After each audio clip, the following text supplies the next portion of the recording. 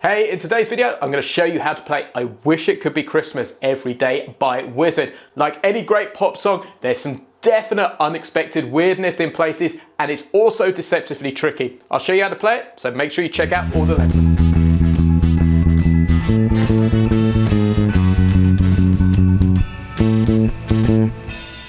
Hey guys, it's James here from eBassGuitar, and it's time for this year's Christmas song. And we've had so many requests from my Bass Lab Plus community over at eBassGuitar to take apart this song. I Wish It Could Be Christmas Every Day. Now expect some unexpected weirdness because there's some really interesting stuff going on in this song. But first off, I'd love to ask you, what is your favorite Christmas song or your biggest Christmas guilty pleasure? Please do let me know in the comments below. So just before we hit the lesson content today, I want you to know there's a completely free PDF which comes with this lesson, which is going to show you everything I'm discussing written out in standard notation and tab. You can grab your free copy by clicking that link in the description below. So the first thing I want to discuss today is the groove. Now this is based on a classic shuffle feel, and there are a number of ways you can approach this, because if you listen to the original track, the bass is quite buried in the mix. But what this gives is plenty of scope to do our own thing.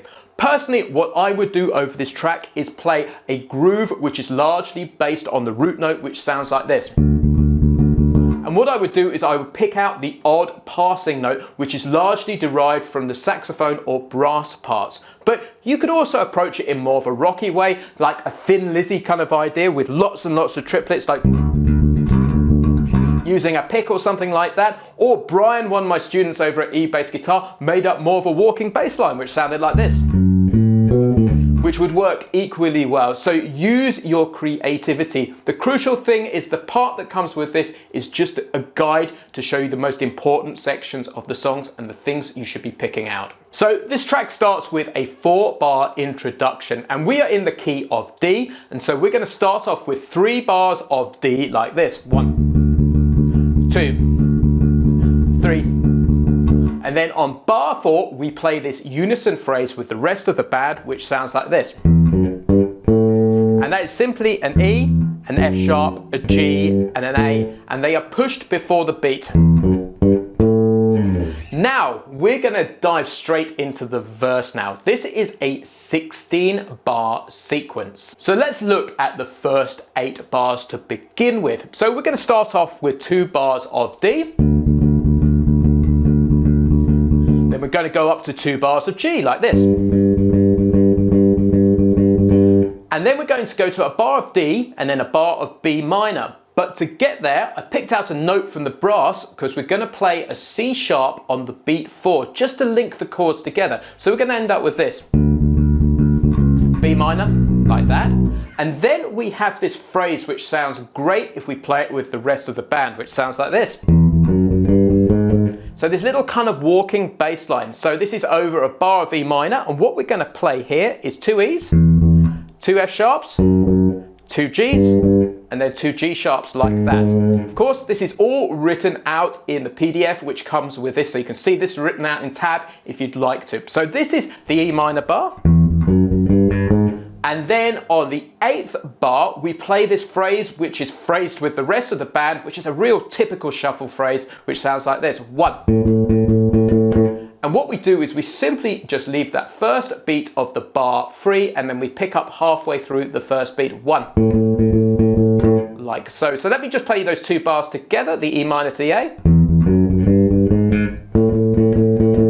Like so. So real classic stuff. Let's continue on now. So we play another 2 bars of D, like so. And then we play a bar of G going down to an E minor chord. And we're going to use an F sharp on beat 4 as a passing note. E minor. Play that E minor at the 2nd fret like that if you want. Completely up to you. Then to the D there. To the A. And then an unexpected chord here, because it's not from the key of D major, we hit a C. And then on beat 4, we play 2 B's, beat 4 again, like that, and then we go back to the D chord, first 2 beats. And then what I recommend doing on beat 3 and beat 4 of bar 16 is simply playing a C and a B like that. So this is a phrase which is really nice to get tight with the rest of the band when you hit those last 2 bars. So you end up with this. And then that takes us into the chorus, which changes key into E, which I'll talk about in a second. But what I want to do now is play this with a backing track so you can hear it in context.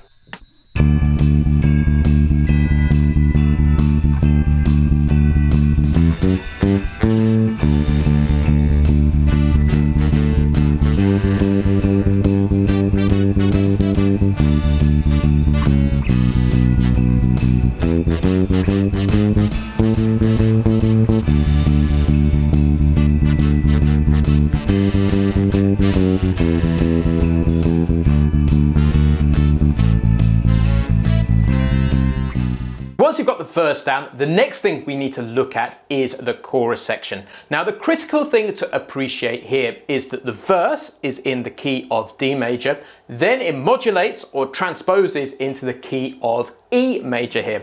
So let me talk you through this. So we start off with 2 bars of E.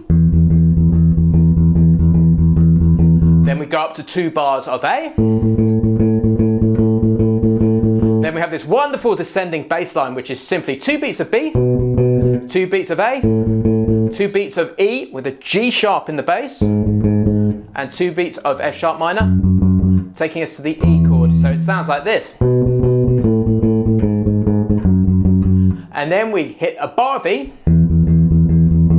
Then we have that rhythmic phrase which we heard in the verse first of all, which is simply this 1.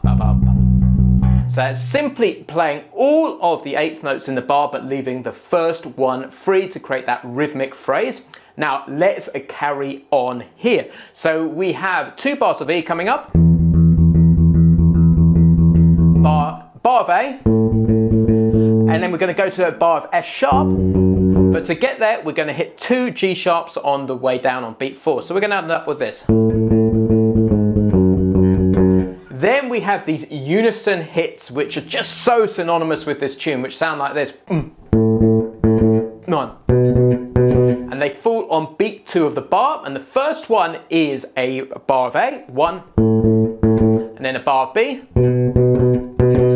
And then this is the interesting part. We have 3 bars here, and this is where the tune starts to get a little bit unusual and a little bit kind of weird almost, because this changes every time we play the chorus. So this is where you really have to be aware of what's going on. So these last 3 bars start off with 2 beats of A, a beat of G sharp, a beat of F sharp, and then we hit the E like that. So that is the bar. 2 beats on E like that, and then 2 beats on C sharp like so. Then we go back to the A, the E rather, and then on beat 2 we play that phrase, ba-dum, ba-dum. So the whole phrase sounds like this.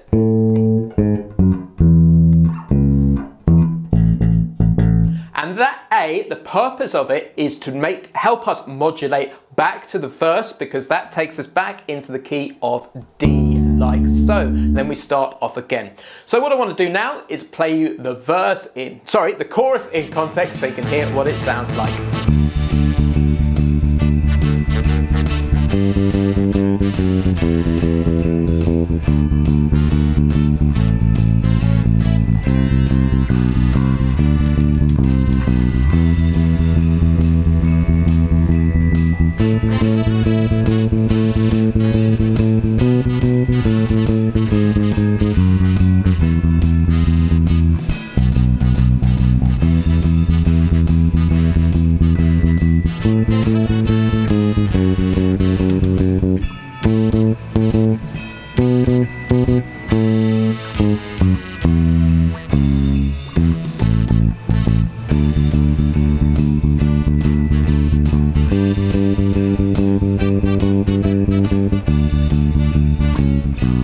So guys, we've now got the 2 most important sections of the song down. There's only 1 chorus section to go. But first off, I'd love to ask you, if you're enjoying this lesson, please can you like and subscribe to the eBassGuitar YouTube channel, because we release a lesson every single week designed especially for the beginner to intermediate bass guitar player. There is a red button somewhere around this video where you can subscribe. So let's carry on. The great news is that verse 2 is identical to verse 1. So let's talk about the second second chorus, chorus 2 now. Now the bulk of this, it's absolutely identical, but there is a change in the last 2 bars of the sequence. I'm just going to highlight them here right now so you can see them in action. Now, the thing that you have to be aware of is this is a unison phrase which is played with the rest of the band here. And there's a cheeky bar of 3/4 in here. So you just really have to learn this by rote and have your wits about you. And what this does is this takes us into the bridge section, which we'll look at in just a second.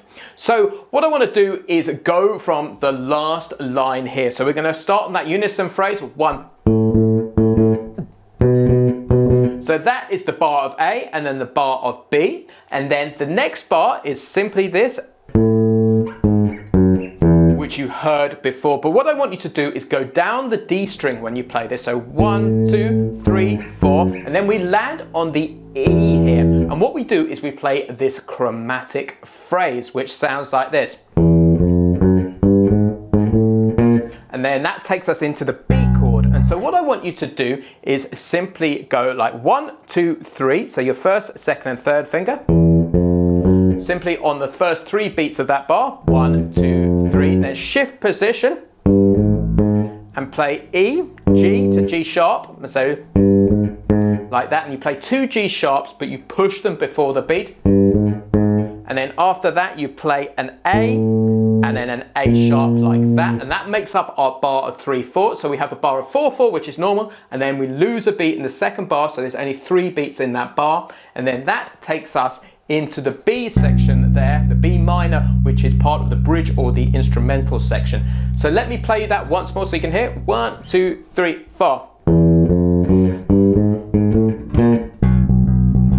Like so. So now let's talk about the bridge section. This is relatively straightforward now. So we start off with a bar of B minor, a bar of E, and then 2 bars rather of A.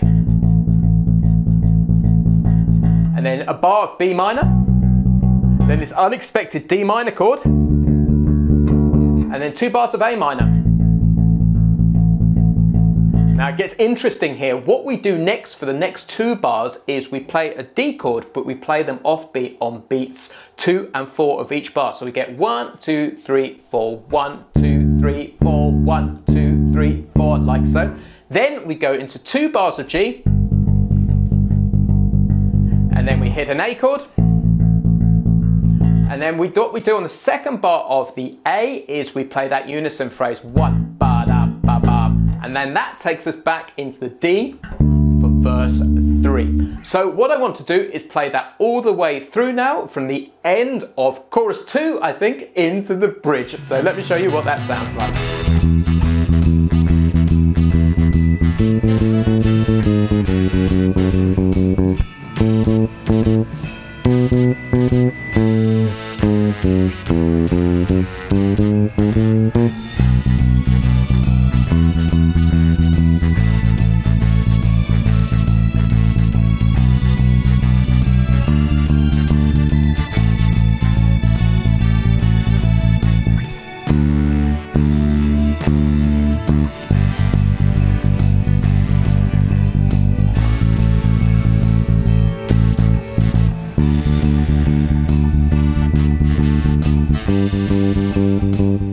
So we've only got 2 more small sections to go, then we're complete. Now, great news again is that verse 3 is identical to verse 1, and the bulk of chorus 3 is identical to the first chorus, except again, the last 3 bars change here. So this is a 17-bar section. So what I want to do is take you through the last 5 or 6 bars like so. Let me just highlight them on the page like that. So what we're going to do is we are going to go through the A, from the A in bar 113, which sounds like this, to the B, and then we hit this phrase again, which you've heard again, which is dead straightforward. You've already played this, but this is where it changes. So when we hit that phrase, we hit the E chord like that, 3 bars from the end of the section, and then on beat 3, we go back to the A, and then we go back to the G sharp there, and then we go back to a D up here for 2 beats, a C sharp for 2 beats, and then we play a B like this. And the point of that B is to take us back into the final chorus. We call this a modulation. So what I want to do is just play those last 3 bars. Actually, I'll play the last 6 bars in isolation for you. So it sounds like this. 1.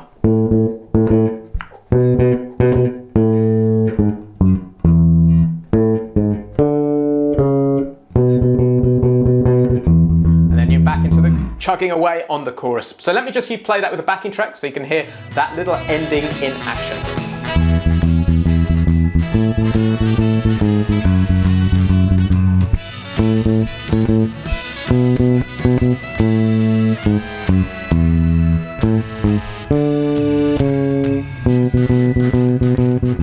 So let's look at the final section now. You guessed it, the bulk of chorus 4 is exactly the same as the regular chorus. We just have a different ending there. So there are 3 or 4 different endings for the chorus in this song. So you have to have your wits about you. So let's talk about the last 2, 4, 6, 8 bars. So we're going to start here with this on the A chord and the B chord, 1. And then we go into this much slower section which works with the vocal. Now it's going to be hard to piece this together with the backing track because I've got no vocal on there, but I'm just going to talk you through the notes so you can hear them. So we're going to start off with an A for 2 beats, and then on beat 3 and 4, G sharp, F sharp, then we play the F sharp again for 2 beats, and then we go to the G sharp and then the A like that. So 1, 2, 3, 4, 1, 2, 3, 4, and then we play the A for 3 beats, 2, 3, 4, to the B, 2, 3, 4, and then A, 2, D, F sharp, E. All those notes are written out in the PDF with the lesson, so you got that real gospel-y kind of ending there. So I'm going to play it with the backing track now so you can hear those last 3, so you can hear the last 5 or 6 bars. It'll be slightly out of time with the backing track because what you're really listening to here is the vocal to guide you. So we'll wrap up the lesson there. I'm also going to make a cover video. We'll put a link to that in the description below so you can hear me playing this all of the way through. So here's the final few bars.